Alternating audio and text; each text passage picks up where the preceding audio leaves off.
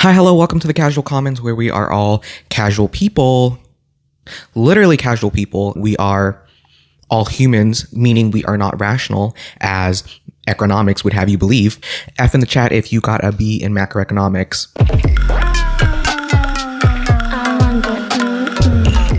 So I recently watched a video from Cather Out. I will edit in her little thing right here on the 6 dumbest purchases she made in her early 20s. And I was like, damn, I've also made some dumb purchases, and damn, it's kind of fun talking about failures and mistakes and like dumb purchases. And I could literally speed run through all of the best purchases I made, but I think it's a bit more fun to maybe start off with dumb, stupid purchases that, young Harrison made. So because this video was inspired by Cather Out, I will literally leave the title the same as hers. And in her video, she called out men on YouTube for, not kind of being in this trend, and I'm here to represent men by exposing my 6 dumbest purchases. I'll also preface this by saying that some of these purchases were made when I was like 18, 19, when I was making money from my summer job, but like early 20s, late teens, adult life kind of just like blends, all in that moment. Barely even remember the end of high school. I barely even remember the beginning of college. So all of that kind of just, anyway, on to the first item. I think the number one thing that is dumb for me to have bought was fast fashion. If you had totaled up all of my fast fashion orders in my early 20s that I don't even wear anymore, it would be over like $1,200. I think that's conservative. And I did get utility out of some of them, but like a lot of the purchases I made were just, I didn't wear. They were on sale, and like they were on sale for a good reason, right? Because like no one wanted to buy some like ugly shit. So I bought it and I was like, look, I'm gonna get, a super cute outfit out of this. And I think the reason why fast fashion is like so dumb and like so destructive beyond the, environmental reasons is it's so cheap. So you buy pieces here and there, right? It's like, hey, a $20 shirt. Ooh, like a $15 pair of shorts on sale. Ooh, like another accessory for like $30 or whatever, and like your purchase is still under $100. So it's like, oh, it's kind of doable, like you can work this into your wardrobe and get multiple outfits out of it. But you go to wear it once and you wash it and then it breaks down and doesn't look as good anymore, and kind of continues the cycle of you just buying more and more of like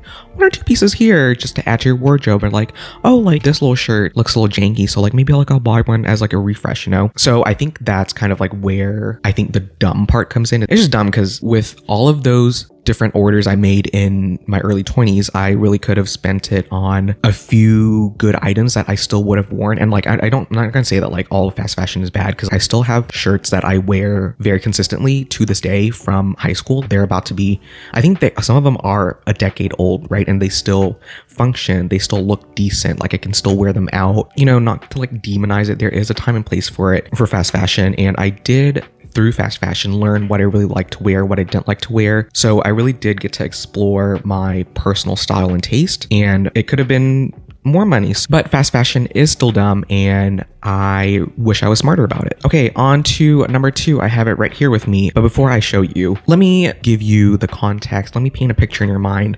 Throwback to 2014, 2015, second wave of YouTube. You have like the beauty gurus. Makeup was kind of exploding. Skincare was exploding. Good skincare techniques and like Korean or Asian skincare was exported thanks to the internet and thanks to YouTube, thanks to content creation. Those products and philosophies were thrusted onto the US market. And so like people started falling in love with skincare and like wanting to take care of their skin a bit more. But this is prior to science YouTube, right? Like prior to all the dermatologists on YouTube, prior to Dr. Dre.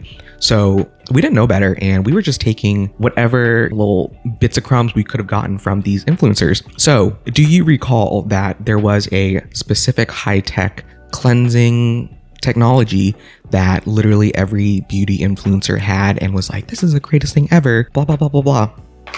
Well, here it is.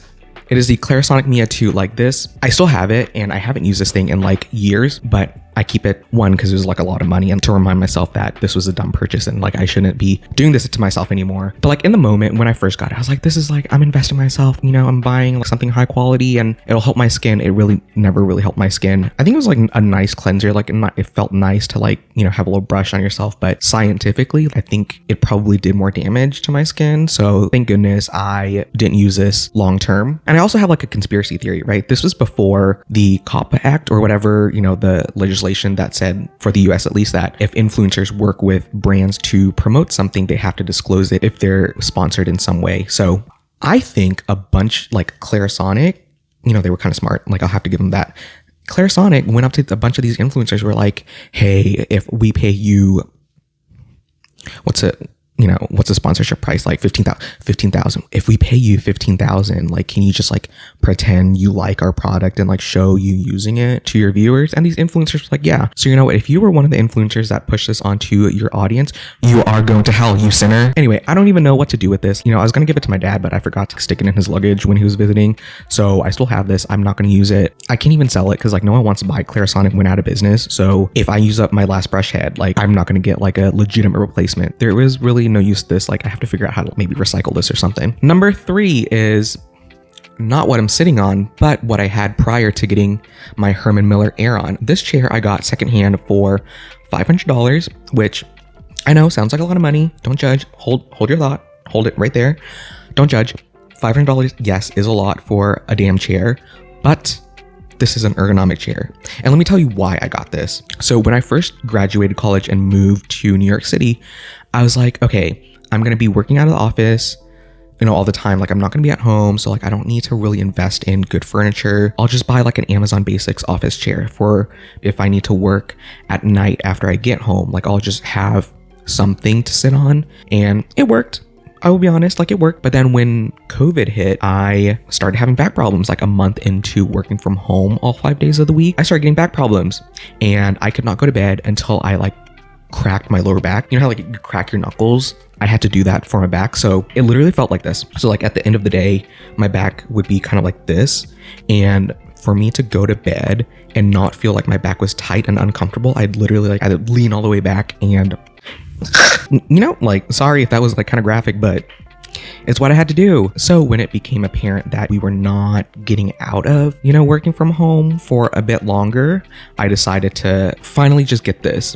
And you know what? Some of y'all might say that, Harrison, you could have gotten a $100, $200 chair at max and still been comfortable. Spending $500 on an office chair is a dumb purchase. But you know what? I call this growth right here. I love this baby. After a week of using this, I did not feel the need to crack my back anymore. So that is what we call growth. That's what we're here for. Number 3, designer sunglasses. These are Ray-Bans, and I got them when I first got eye insurance, I guess. I don't know what you call that. It's just, vision insurance. When I first got vision insurance and got my eyes checked, I decided to, this is like complicated. If you have vision insurance, you might kind of get this. Like after all these years, I still don't kind of get it, but each year you get like a free checkup, and then you get like a stipend on what you want to get for your vision, right? So like you can get a stipend on your on your glasses, or a stipend on your contacts. And that year I was like, I need contacts, but I also kind of want sunglasses, like as a post-college treat present to myself. I wanted nice sunglasses because people are like, if you get nice sunglasses, you will never lose them. And let me tell you, like, I never lost my sunglasses. I never lost anything in the first place. I am too poor to lose stuff. So even if I had like a $5 pair of sunglasses, I would not have lost them. So I don't know why I listened to that bullshit, but here we are. So instead of using my like insurance stipend to purchase like a new pair of glasses or purchase my contacts, I decided to get these. And I didn't really understand like how that worked, but the reason why I could use them on sunglasses was because the original lens that came with this were medicated, and I had to get them to pop out the prescription lenses and put in like the generic lenses. So why the fuck did I even spend money on this when I could have just used it on contacts? And thankfully, like I didn't pay full price on this. I think it was like $100 something. I think retail was like $300 something. So I saved 200-ish. But like, is it that much better than some new age direct to consumer polarized sunglasses? These aren't even polarized. These bitches lied to me. Like they're not polarized. Like like everything looks the same. Like it doesn't reflect the light differently. So I got scammed, and this was a dumb purchase. But do I like them? Yes. Will I still use them? Yes. Will they still haunt me for fucking up my vision insurance and money? Yes. But you know what? We live and we learn. It was the first year of me having insurance by myself. So I will say maybe a $200 lesson isn't that expensive. So now I am actually really careful with how I spend my vision insurance every year. All right, number 5 is, I don't have it anymore. I gave it to my dad, my GoPro 4. I got a GoPro, I think right after high school, pre-college. I had a summer job that paid very well, and I was like, I have scholarships, I have grants, I'm not taking that much out in loans, so let me get something nice for myself. And I was kind of like into photography and videography at the time. Like I was editor-in-chief of my high school's yearbook. I did a lot of the photography for it. So I was like, listen, I am a visual artist, prior to college, prior to me entering corporate America. I was like, I'm a visual artist. Like I'm going to go to college. I'm going to like have all these like cool adventures and like use my GoPro and like get all these cool shots. That was not me. Like it's still not me. It will never be me. I was inspired, I was inspired by early YouTube where people would like, take these cool shots of them traveling the world and like edit them to like a nice, cool, like dubstep soundtrack, and it would get views. And I was like, I want to do that. Like I never did it.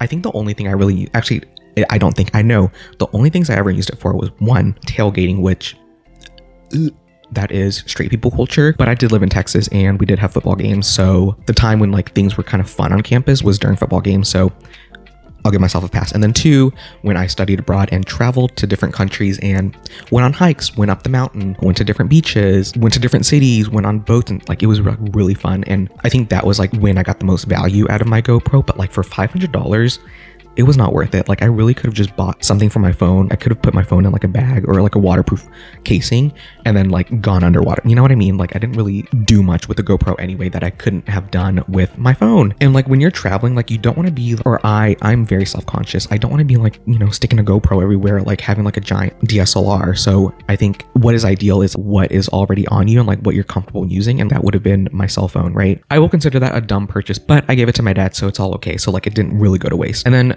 last but not least, for number 6, I really kind of struggled with it. I was like, I've made a lot of dumb purchases. Like what will be, or what should be in my number 6 slot? Because I know for sure 1 through 5 were the dumb purchases, and I still think about them to this day. And like I hate myself kind of for buying all those things. But like what would number 6 be? And let me go get it. Is this a nice, actually not really nice, a cheap off the rack suit from Macy's. I got this, I think for like $200, maybe less, maybe a little more, but around that price. And then I got it hemmed to fit my short body for like maybe like another $20. I got this, I think a week before I started working full time. And I was like, oh, like I need a second suit so that, if I got my first one dirty, like I switch during the week or whatever, and I'll still look professional. But then when I actually started working, I never really wore a suit because the expectation is slacks and like a nice shirt and like you're good. I was not working in like private equity. I was not working in investment banking. So there was no need for me to have like, a ton of suits. So this was kind of like a dumb purchase, as in like I should have do more research or like explore other options to have a suit that would fit my body and I would be more comfortable wearing and would wear more often. Because even though this is like a cheap suit, I think it's still a waste of money because I'm not getting the utility out of it. Like the cost per wear is high because I think I wore this like maybe once or twice and I was like, I'm done. I don't want to wear it. It's too boxy on me. Like don't even have a picture. Like I'm not going to try it on for this video because it's boxy and ugly, but I still have it because I still have hope that, maybe one day if I do need a gray suit, maybe we can fix it or something before I donate it. So those were my 6 dumbest purchases. I'm sure there have been dumber purchases that I've made in the past, but I can't remember them just because, if they were dumb, like I probably would have gotten rid of them. Like I don't have use for them anymore. So they're just not here to remind me, but those were the 6 that I include in this video. And I will say like it does suck growing up poor or like not rich because it's not comfortable and like you worry about money all the time. But on the other hand, I'm trying to find like a silver lining. So like, please let me have this. But on the other hand, it was great because I learned how to be frugal and I learned that, money is your life from my mom, who was like a super couponer. So I was always a saver. Like I really never spent money. And like, if I wanted to spend money, I would do research and really consider my purchases.